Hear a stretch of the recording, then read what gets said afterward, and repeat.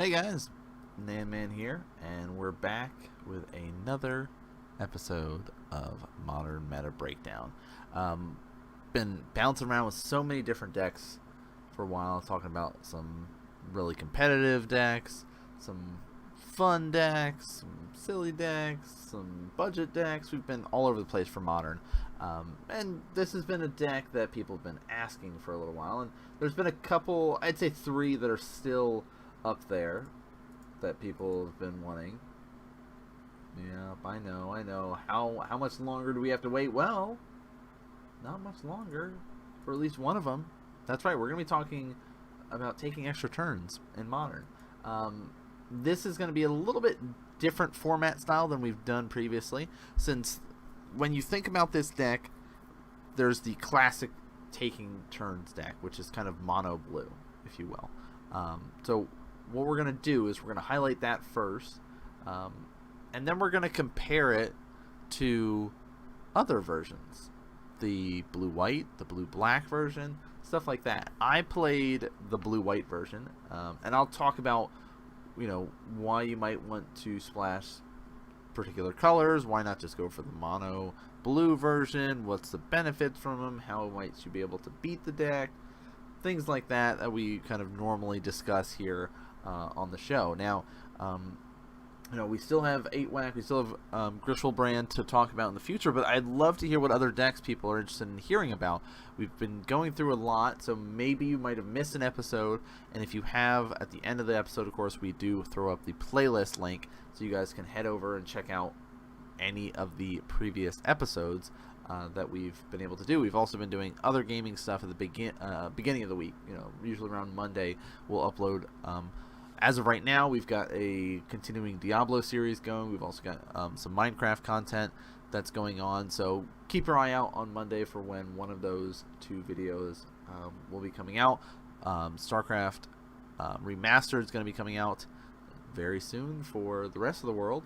It's already out in Korea, but the rest of the world's going to be getting it, and so there'll be some StarCraft stuff. I might actually do a little bit of streaming again for StarCraft related stuff, so keep your eyes peeled for that stuff. If you guys haven't checked out all the links, do all that stuff. So now that we've got all that maintenance stuff out of the way, you're here to listen to me talk about some Magic. You're here to learn a little bit about an annoying deck, if you will. A lot of people sit down and go, yeah, I don't want to play against this deck. There's a lot of long games, might go to time, like it's really drawn out, and no thank you. I don't want to deal with it. So let's talk about the original version, shall we? Taking turns. Dun dun dun dun. Alright. Can you see me, guys? Let's do this for a second. Oh, hi guys, good to see you again. So I'll have my face goes here so you can see me talk for a little bit while we go through this, but once we're doing the comparing stuff, it'll just be the deck list to discuss. So the original version of this, you can see one creature, one planeswalker, some variation, maybe you might run 2 planeswalkers or stuff like that, but for the most part it's all about the spells. So the objective of the deck is to take extra turns, hence the name, right? So let's talk about the creature. You get to scry every turn during your upkeep. Seems great. Set yourself up nicely. If your devotion is 5, now you have a 5/5 indestructible creature. Seems pretty good. Devotion's not that hard to turn on with stuff like Dictate of Crufex, which we'll get into in a little bit. You've also got Jace here, which 3 loyalty planeswalker for 3 mana, usually pretty good in Modern. Each player draws a card, target player draws a card. All that seems pretty good. Drawing cards is great, right? We're all about that. So makes sense. Thassa is kind of a good win condition. You can also go for the deck out route for this sort of version of the deck. You can even do some damage with some of your lands with one of your Awaken abilities there. But lands that we're talking about, 19 islands. We've got our pools here, which it's a storage one, so you can put mana into it and be able to generate mana off of it. Seems good. We've got our blue-white and our black-white, 1 ghost quarter. And then, of course, our Center of the Sea. Each player draws a card. Again, drawing cards. Yeah, seems great. I'm all for it. Let's do it. I like it. Elixir of Immortality, gaining life is good, and shuffling some of those cards back into our library. We don't want to deck ourselves out, right? That's not what we want to do. So we're going to go for that route. Howling Mine, just that one of in here. Again, we don't care so much about our opponents drawing more cards because that's fine. We also want to be drawing all into our counter spells, into our extra turn spells. So that's the aspect of it. You can mill somebody out by using your Howling Mines, using your Dictative Grufix, which of course this helps your devotion to Thassa turn her into a creature. At the beginning of each player's draw step, that player draws an additional card. 3 mana. Alright, seems good. I like it. Cryptic Command, as you'd expect. We've talked about this when we talked about Jeskai Control. Counter, draw a card, tap all opponent's creatures, return a permanent to their hand are the modes for it. You get to pick 2 of them. Great way to help keep yourself alive by tapping down their team. Giga Drowse is the same sort of thing. Tap target permanent and you can replicate it. So you're generating all this mana. I'm just going to start tapping down your creatures again. Seems good. So we've got that aspect. Going back to the counter stuff. Play set of remands. Drawing a card, also very important. Returns to our hand. Spell Snare, cool. Counter target spell with burn mana cost 2. Right, makes sense. Extra draw spells, we got Serum Visions in here. And then draw a card, scry 2, and Telling Time. Look at the top 3 cards of your library. Put one of those into your hand. 1 on the top of your library and 1 on the bottom. So nice little setup here to kind of cycle through your draws. Now, how are we going to take extra turns? Alright. Most well known for modern aspect of it is our Time Warp. Simple. 5 mana, target player takes an extra turn. Cool. Turn 5, I gotta take an extra turn. Seems great. Temporal Mastery, Miracle. 2 mana, take an extra turn. Sweet. Otherwise, I have to pay 7. Ugh, that's tough. Walk the Eons. Okay, 6. Alright. We're getting there. 5, 6, 7 is kind of our taking extra turns. Oh, but I can buy this back. I can sacrifice 3 islands and return it to my hand after I play this. Seems pretty good. Basically delaying when you get to play it again. But if you're sitting there and you've taken a bunch of turns, you've drawn it out for a while, you've drawn into stuff, taking a turn and sack a couple of islands to be able to do it again next seems pretty good. So that's why there's 3 in this list. And then the last one, part the Water Veil.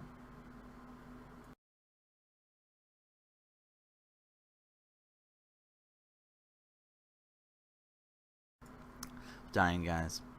Dying. Just ate some pizza right before here, and now I'm coughing up pizza now. So here's another 6 cost, part the Water Veil, but it's also got an extra win con attached to it. Take an extra turn after this, but you can awaken it for 9 mana, and you put 6 +1 counters on one of your lands. Seems pretty good. Now you have a threat right there. That ties in really well with the blue-white version, which we'll talk about next, or the blue-black version, which we'll talk about after that. So sideboard, as you might expect, some anti-hate stuff, Grafdigger's Cage, things like that. But it's got some fun stuff in your Laboratory Maniac, because you can deck yourself out, and you just win off that. Aetherize, cool. Turn attacking creatures. Dispel, counter spells, right? Hibernation, green permanents to their hand. Hercule's Recall, dealing with artifacts, things like that. Spell Pierce, more counter magic. Vapor Snag, Wipe Away, things like that. And of course, Wipe Away's got Split Second, which is really nice. Turn target permanent to its owner's hand. Vapor Snag can deal some damage off of it. But the deck is slow. It's got a lot of that setup stages here, right? It's going to rely on doing those Serum Visions, doing the Telling Time, using Spell Snare, Remands, Giga Drowse, those sort of things to just say, hey, you're going too fast. I need to kind of tap you down for a little bit, build up into that 4 mana to rely on Cryptic Command. You know, those first couple turns, they're either going to be drawing cards, countering what you're doing, or making everybody draw cards, right? Dictate, Howling Mine, Jace. By turn 4, they have access to Cryptic Command. Turn 5, they can start taking extra turns.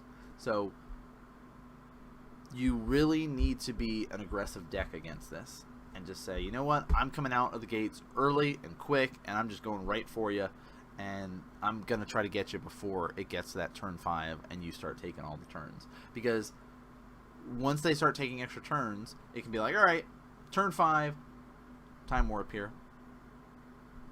Go to my second turn, untap, play my land.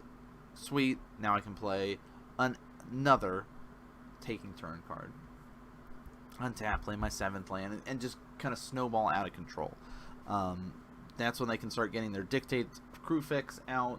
That's when they can start playing Thassa, and then they can just be like, all right, now that we've got 2 Dictates of Crewfix, or, you know, we've got Thassa out, we're going to make her unblockable, only for 2 mana. Swing in for 5. Okay. I'm going to go to my next turn. I'll play another take a turn card. Make her unblockable again. Swing it for 5. Alright. Go to my next turn. And you just kind of kill somebody with Thassa. Like, that's a way to do it. You can also deck them out and stuff. Jace and Dictate and, you know, go sort of those routes. It's up to you, because when you're taking these turns, you can just say, you know what? I'm going to uptick Jace. I'm going to uptick Jace. I'm going to uptick Jace. And before you know it, you're at 10, and you just say, okay, you're going to mill 20. Sorry. Oh, and we've been drawing cards this whole time, so, you know, take an extra turn, draw more. Let's keep drawing. Let's keep drawing. So there are those sort of routes to go for, and something to keep in mind when you're playing against this list. So let's talk blue-white, guys. That's the version that I opted for, and the one that I think is a lot of fun, and I like going for splashing colors when you are playing this. So here's one of the big draws to play blue-white. Narset Transcendent. Cost 4 for a 6 loyalty planeswalker, right? You're going to uptick, look at the top card of your library. If it's a non-creature, a non-land card, you can reveal it and put it into your hand. Well, there's 34 spells in this deck. If you look at it, like 37 if you include the planeswalkers, because that fits into a non-creature, non-land card. So 37 targets off of her +1 that you just get to add to your hand. -2, which is my favorite way to play with her, is when you cast your next instant or sorcery spell from your hand this turn, it gains rebound. So guess what? I'm going to sit here and I'm going to cast Temporal Mastery, right? Or Part the Rottervale, or my Time Warp, or Walk the Eons, whatever it may be, to take an extra turn, and now it's rebounded. So I'll say, alright, -2 Narset, and then for my 5-6 mana, we'll say 6 for Part the Rottervale. Alright, I'll pay 6 mana, take an extra turn about this. This now gets exiled. If I have nothing else I can do, I say go to my next turn. Comes out of exile, gets cast for free. That seems great. Basically, you get 2 extra turns off of 1 spell using Narset. So that's one that I'm a big fan of. Still both running Jace. Okay, makes sense. Seems like a good one to be running, right? We like that. We like Jace. We're fans. So we've got Jace. We're also running Karn Liberated. Yeah, hey, it's easy to get up to a lot of mana if you're taking a lot of extra turns, and Karn can just pick apart everything on the battlefield. A lot of people have a hard time dealing with Karn once he hits, and that's why Tron is considered a very powerful deck, because Karn Liberated and the spells that back up him. So being able to have Karn and all this counter magic to back it up, it seems pretty good, especially when you're just like, play Karn, I'm going to be taking an extra turn next time, but until then, I'm going to exile that permanent, or that pesky thing that I'm really worried about, or exile something from your hand and really get going. So that's kind of the way to go. Also, this list is running Snapcaster instead of Thassa, saying I don't need to worry about Thassa being the beatdown plan. I have another beatdown plan. I'd rather flash something back. You know, maybe a counter spell, maybe something like that. So let's talk about our spells, though. Again, we've got our Elixir of Immortality. Sweet. Makes a lot of sense. We want some life. We also want to be able to shuffle those awesome take extra turn cards back into our deck. Drawing cards off with Dictate. Makes sense. Same as the original list. No Howling Mine. We've stripped that out. Don't need it. Shave down on Cryptic Command. Only got one now. Giga Drowse down to one. But we are able to get some of those sweet white cards like Path to Exile, Supreme Verdict. We're going to go for some board wipe style of play here. We've also got access to Timely Reinforcements, gain life, get blockers. All of it's great. A big draw to wanting to play white. So other draw spells that we have access to besides Serum Vision, we're also running a playset of Ancestral Visions. Great one because, hey, I'm taking extra turns. Let's suspend. It's going to get ticked off very, very quickly. So big fan of that addition in here. Talked about our counter magic. Remand's in here. Says we don't need the spell snares at all because we have access to other cards. Drawing cards is kind of better off. We've got Timely to kind of get in the way, and not so worried about your 2-drops. So what about taking extra turns? Play set of Temporal Mastery. Okay, I like drawing cards and miracling this for 2. Seems good. Delve one. I ran one of in my list and I liked it because some of those cards, like maybe your fetch lands or maybe some of those Serum Visions, you don't care so much about shuffling back into your library off Elixir. So delving this away is pretty nice. But you do have to exile this after you cast it. But hey, that's okay. Paying 3 mana to take an extra turn is nice if you have 8 cards to delve away. Otherwise, you have to pay 11. But it's going to be cheaper. You could get this down to a manageable 5-6 mana if need be. Of course, a playset of Time Warp because, hey, a 5 mana take an extra turn and a 2 mana take an extra turn are the best ways to be doing that. So you see that's the main route for it. We've also got one Walk the Eons. Again, sacking islands, taking turns, cool. This list is opting for the snow covered route. You don't need the snow covered. It's fine. Like you can just go straight up islands and plains if you want, but this is more of a aesthetic thing, pleasing however they want to do it. So fetch lands, Flooded Strands, Glacial Fortress, cool. Hollow Fountain, Prairie Stream, yep. Got some more fetches. Scalding Tarn, of course. Center of the Sea, gonna draw some cards. Water's Edge here, untap target legendary permanent. Cool, makes a lot of sense. We can kind of do some shenanigans here and just go back and forth and draw a bunch of cards, right? Yeah, seems good. But the other win con, and the reason to also run white besides Narset, is Celestial Colonnade. All right. I personally opted for the Celestial Colonnade with Part the Water Veil. This list that we're showcasing here did not run it over wanting to run Ancestral Visions and stuff like that, but having a 4/4 flyer, and that is a clock itself, but I've been able to kill somebody with an Awakened Celestial Colonnade. Part the Water Veil, Awaken, we've gone on a little bit. I've taken a bunch of turns, so now I'm able to cast 9 mana on a Celestial Colonnade. So instead of being a 4/4, Celestial Colonnade's now a 6/6 flying and vigilance. So I'll just simply animate it, right?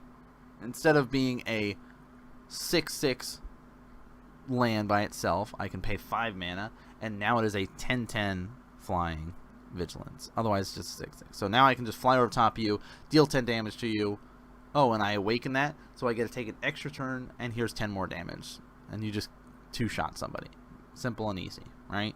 So that's one of the ways that I like to do it. And if you're going to play blue-white, I recommend you running Part the Water Veil in your list because that was probably my favorite thing to do besides Rebound, taking extra turn cards off of Narset. So that's a big draw to running this route. The other thing is you get sweet white cards, right? We saw the Path to Exile, we saw the Timely Reinforcements here, but Monastery Mentor in the sideboard, yeah, all of my stuff is going to be a non-creature spell that I'm casting. I mean, we see 37 non-creature spells in this list. So running that to get a bunch of creatures and go wide against somebody seems good. Like, Detention Sphere, another great one to be able to get access to. Celestial Purge, well, we do know Death Shadow's pretty scary to deal with, so exiling that's nice. Oracle's Recall, Affinity's really bad matchup for us because it's so quick, so we need something to kind of deal with that. Negate if we're going for a counter war. More Path to Exile. Jace Rune's Prodigy, I liked running that in my list. I think it works out nicely. You know, draw some cards, and then you can be able to, of course, have that flipped and be able to basically get a Snapcaster, give something flashback from your graveyard, stuff like that. Teferi's in here, pretty sweet. 3/4 creatures you own that aren't in play have flash. Each opponent can't play spells only anytime he can play a sorcery. So they're not going to be playing stuff during their opponent's turn, essentially, is how it's set up. And then an additional Supreme Verdict. So more board wipes, you know, single target removal with Path to Exile. Like, you're set up really nicely with this kind of blue-white list. Again, it does suffer from the same sort of issues of a very fast clock against it does really well. And so that's why it's the same sort of plan as I need to set up my draw steps. So that first turn is going to be set up with our Serum Visions or an Ancestral Vision suspended. Cool. Makes sense. Turn 2, we're going to hope for one of these two or have a remand. Alright? Seems good. Turn 3, we're going for our Dictate. We're going for a Jace. Turn 4, we're going to have access to Cryptic Command. We're going to have access to Narset. We're going to have access to Dictate. You know, things like that. We can even do Timely on those turn 3, turn 4, depending on how things are looking. And then you get into, let's take extra turns. Let's wipe the board. Whatever we need to do.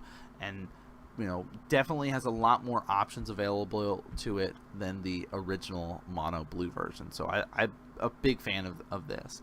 Now, let's talk our blue black list. Snapcasters, okay? No Planeswalkers for this list. You could say, what about Jace? You could still run Jace if you really want to go that way. But this saying, you know what? Snapcaster is the way to go.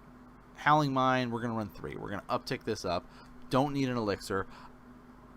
I think you need to run at least an Elixir sideboard, if not main. I like Elixir too much to cut completely, but hey, that's okay. I've been playing the blue-black version. Maybe it's slightly better that it doesn't even need it.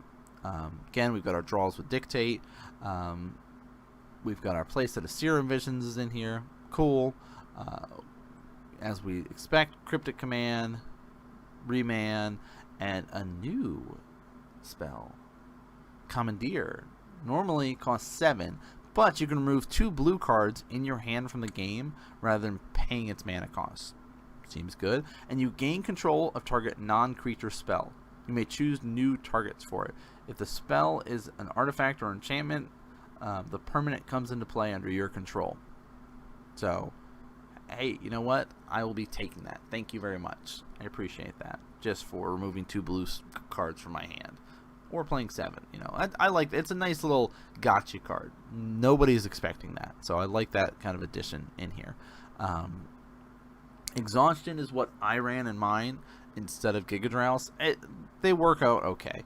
Like, they're both, you know, how you want to play it. Gigadrouse, of course, is just the 1 mana. Exhaustion does cost 3. You will replicate Gigadrouse usually, so it's going to be tapping multiple stuff. I need to pay extra. Where this is just, you pay 3, creatures and land don't untap during your opponent's next untap step. So if they've been attacking you or they've been casting spells, they're not going to be doing that next turn. So I like that, and just locking people out for a turn, basically buying me a little bit of extra time. That sort of thing. So, you know, nice little fun aspect to running Exhaustion. So, of course, you're running black, you have to run Fatal Push, right? So there's 2 there in the main board. And as we saw with our previous taking extra turns, Part the Water Veil, Temporal Mastery, and Time Warp. Cool. Not opting for Walk the Eons here, but you do see a full... We've hopped it back up to 3 Part the Water Veils. And a big reason for that is for one of our man lands that we're running in this, which I did not run when I ran blue-white because I was like, Colonnade's great. But now I'm thinking, you know what? Part the Water Veil on our Ink Moth. Now this is a 6/6 land. I pay 1, and now he is a 7/7 flying infect land. Now, yeah, that's pretty fun, right? We like that. Well, I like that. Not something most people are expecting, right? You're not going to be prepared against that. Otherwise, what we expect to see: islands, drowned catacomb, cycling, the fetid pools here, cool. Misty, some fetches, polluted, yep. Sunken Hollow, cool. Sunken Ruins, filter land, nice. Watery Grave, alright. Center of the Sea, cool. Alright, makes a lot of sense. What else are we going with? Alright. Fatal Push is sweet. What other stuff? What's the other draw? Well, a lot of it's this sideboard stuff, right? The same for white. Why would we want it? Because of these sweet cards. Like, we got Thoughtseize, Collective Brutalities in here. I like it, right? Then this also gives us access to some other fun stuff. We've got Chalice of the Void in this list, Engineered Explosive, Second Commandeer, Dispel, Hercule's Recall, Negate, and my favorite, Thing in the Ice. I ran that in my blue-white list. So I ran a couple of Thing in the Ices instead of having Karn, instead of having Jace, Balerion. I was opting for the Thing in the Ice. Because, having 2 in the main board was fun. Because again, the very aggressive decks are annoying to deal with. You have access to a blocker, and oh, you know what? Now I have a 7/8 horror, and I can bounce your non-horrors from it. Yeah, I'm okay with that. That seems like a good thing to be running in a deck that's full of 35 spells. So, the same sort of aspect. It does falter against those quick decks. That's why these like Fatal Pushes, the Exhaustion, are the way to kind of deal with it. All the decks need something like that if you're going to be running them. There are different reasons to be running the different colors. I don't think the mono blue is the way to go anymore based on how meta's been going. I think the white version is probably the best version from me playing it. I've enjoyed it the most, and especially with the annoying cards being able to recur things from the graveyard. Just exiling them outright with Path to Exile seems better. But I think you can do a combination too. Include maybe an Ink Moth in your list. I think just a singleton's fine.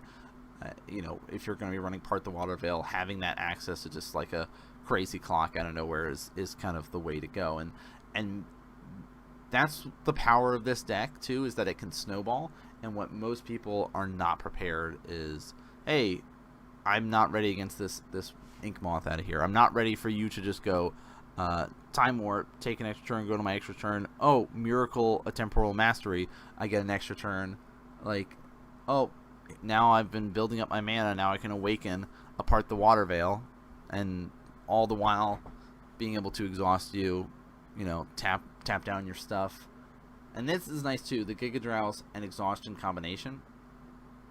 Because you can be like, alright, tap your team, tap your lands, and now you're exhausted and you can't do anything your next turn. You've got no way to deal with it. Also, if you've just got that Ink Moth and they've got a flyer, you can be able to tap down that flyer. So, Cryptic Command is a must for this sort of list. Definitely need those Serum Visions. But you can see across the board that having the extra turn cards is really important based on the kind of deck that you're going to be going for. You can go for more, you can go for less. I think there's a sweet spot.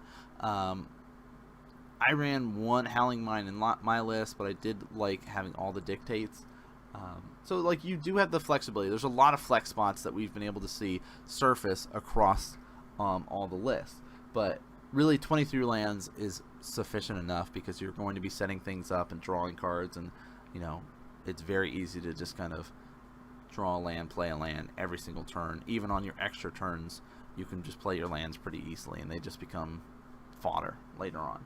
So here's the taking turn, something that people have been kind of asking about for a while. Again, I'm a fan of the blue-white one, and I would recommend people playing the blue-white one if they're going to be playing. But hey, it's a fun deck. Do what you want to do, right? pick the deck that you enjoy playing in Modern. That's the benefit of Modern, is that there can be crazy decks like this out there for you to go, wow, I really want to just sit here and, you know, mess with my opponent, make sure their stuff is tapped down, and I just take a bunch of turns and, you know, draw a bunch of cards and be a blue mage and, you know, like, just do fun and silly things. You can do that. That's what's so awesome about Modern, is there's so many different decks and playstyles. And, you know, I've seen in the comments some people have been like, man, I really hate this deck, I can't believe people like playing that. But then again, there's certain decks that people play that they're like, man, I really hate that deck, I don't know why you would play that. I see a lot of hate, especially towards Tron and stuff like that. And, you know, I get it, especially if you end up battling against it and losing a lot. It becomes not fun, and you're like, man, I really hate that deck because I just keep losing to it. And then, you know, you just tweak your deck accordingly and put in more sideboard hate against it and stuff like that. So doing things a little differently, kind of just comparing lists across the board for taking turns. Let me know what you think about this style. By showcasing the two decks side by side, did that help people out when visualizing it? I'm more of a visual person, so I like being able to see stuff, but I know, you know, people like doing different things. But just trying out, still trying to improve this as much as I can for all of you guys sitting and watching at home. But you know, again, if you guys like this stuff, please hit the follow, subscribe, because there is a new video coming out each and every week for you to be able to enjoy. There's also going to be a lot of additional content coming out. Beginning of the week is still our non-magic related content, being able to put up Diablo, going to be able to put up some Minecraft, some StarCraft stuff, all kinds of good stuff at the beginning of the week. But you'll always see Modern at the end of the week. Of course, we've got our weekly coverage. Down here you see Modern Magic Mondays, all that kind of good stuff. And of course, you know, hit the follows on Twitter, all those kind of things. All this stuff definitely helps show your support for the sort of projects and stuff that I'm working on right now. But that's going to do it for us here tonight, guys. Thanks so much for tuning in and watching, and I'll see you guys next game.